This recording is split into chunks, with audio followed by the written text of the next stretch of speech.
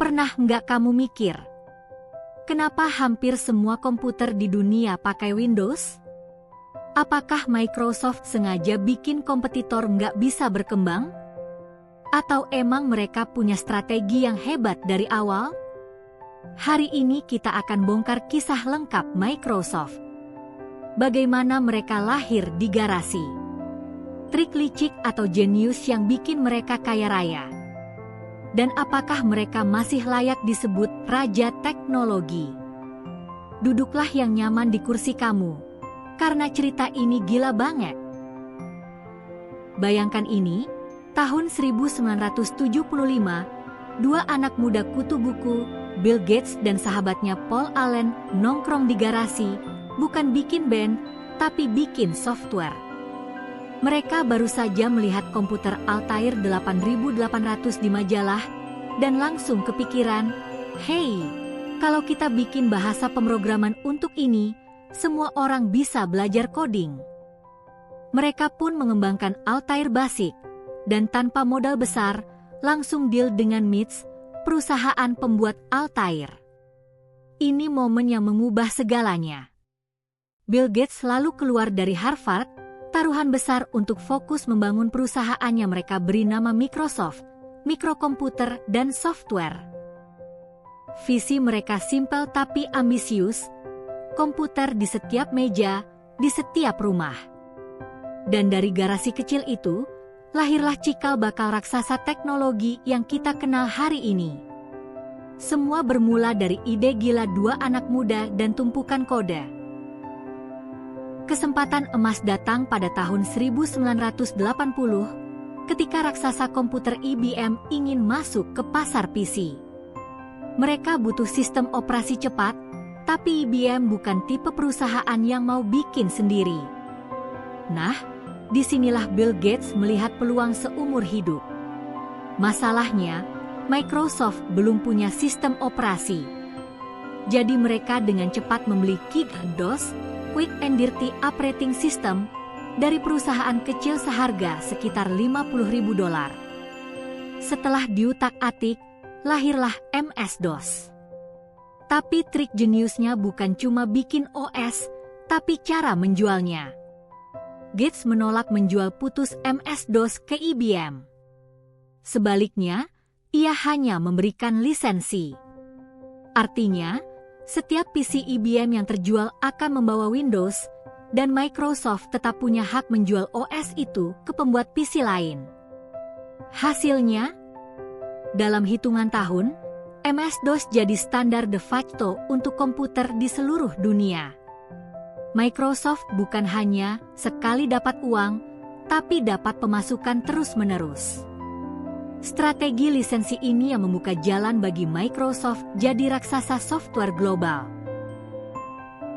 Setelah MS-DOS sukses besar, ada satu masalah, sistem ini masih berbasis teks. Artinya, pengguna harus mengetikkan perintah satu persatu. Ribet. Microsoft tahu, kalau komputer mau dipakai semua orang, harus lebih mudah. Tahun 1985, lahirlah Windows 10, antarmuka grafis pertama dari Microsoft. Sekarang pengguna bisa klik menu, buka jendela, dan pakai mouse, bukan cuma ngetik command. Awalnya Windows dianggap mainan dibanding sistem lain seperti Macintosh, tapi Microsoft terus menyempurnakan. Puncaknya datang pada Windows 3.0 dan terutama Windows 95, yang benar-benar meledak di pasaran. Start menu, taskbar, multitasking, semua hadir di sini. Sejak itu, Windows resmi jadi wajah komputer pribadi, mendominasi hampir seluruh pasar PC di dunia. Kesuksesan Windows membawa Microsoft ke puncak dunia, tapi juga menimbulkan badai kontroversi. Di era 1990-an, Microsoft dituduh memonopoli pasar OS. Bagaimana tidak? Hampir semua PC baru dipasang Windows, dan mereka menggunakan posisi itu untuk mendorong produk lain, seperti Internet Explorer. Strateginya simpel tapi kontroversial. mereka membundel IE langsung di Windows, membuat pesaing seperti Netscape mati pelan-pelan. Praktik ini dianggap menutup kesempatan kompetitor untuk bersaing secara adil. Kasus ini akhirnya dibawa ke pengadilan antitrust di Amerika Serikat. Microsoft bahkan sempat terancam dipecah menjadi dua perusahaan. Walau akhirnya hanya menerima pengawasan ketat, reputasi Microsoft sempat terguncang. Namun, langkah agresif ini berhasil menjaga dominasi Windows selama bertahun-tahun. Dunia mulai melihat Microsoft bukan hanya sebagai perusahaan software, tapi sebagai raksasa yang rela melakukan apapun untuk mempertahankan tahtanya. Cinta atau benci, strategi inilah yang membuat mereka tetap menjadi pemain utama di dunia teknologi hingga kini. Setelah badai antitrust mereda, Microsoft memasuki masa keemasan. Windows XP menjadi OS paling dicintai, stabil, dan digunakan di mana-mana, bahkan masih dipakai bertahun-tahun setelah support dihentikan. Tak hanya Windows, Microsoft melahirkan produk ikonik lain, Office Suite yang jadi standar dunia kerja, Internet Explorer yang mendominasi browser, dan Xbox yang menantang Sony di dunia game. Mereka juga merilis Outlook, Visual Studio, dan berbagai tools yang jadi tulang punggung dunia bisnis dan developer. Di periode ini, Microsoft benar-benar tak tertandingi.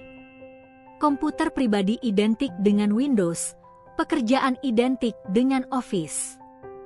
Masa ini mengukuhkan Microsoft sebagai salah satu perusahaan teknologi paling berpengaruh di dunia. Meski sempat berjaya, Microsoft tidak selalu mulus. Awal 2010-an, mereka mulai tertinggal. Apple mendominasi dengan iPhone, Google dengan Android dan Chrome, bahkan Linux makin populer di server. Produk seperti Windows Phone dan Zune gagal total. Dunia menganggap Microsoft sudah kuno dan kehilangan arah. Namun semuanya berubah ketika Satya Nadella jadi CEO pada 2014. Fokus Microsoft bergeser dari Windows First menjadi Cloud First dan iFirst. Lahirlah Azure, platform cloud yang sekarang jadi nomor 2 setelah AWS. Mereka juga membeli LinkedIn, GitHub, dan OpenAI partnership untuk memperkuat posisi di era AI. Transformasi ini membuat Microsoft bangkit, bahkan jadi perusahaan paling bernilai di dunia. Dari software garasi ke raksasa cloud global, Microsoft membuktikan diri bisa beradaptasi dan tetap relevan di setiap era teknologi. Perjalanan Microsoft mengajarkan kita bahwa kesuksesan bukan hanya soal ide brilian, tapi juga strategi, timing, dan keberanian mengambil risiko. Bill Gates dan Paul Allen berani keluar dari zona nyaman, mengambil peluang, dan memikirkan cara bisnis yang skalabel seperti lisensi MS-DOS yang jadi kunci kekayaan mereka. Namun, kita juga belajar sisi gelapnya, monopoli bisa memicu kontroversi dan perlawanan. Microsoft bertahan karena mereka mau berubah, mau berinovasi, dan tidak takut meninggalkan masa lalu. Pelajarannya, adaptasi adalah kunci. Dalam dunia teknologi yang cepat berubah, yang bisa bertahan bukan yang paling kuat, tapi yang paling cepat beradaptasi. Pertanyaannya sekarang, akankah Microsoft terus memimpin di era AI, atau akan muncul raksasa baru yang merebut mahkota?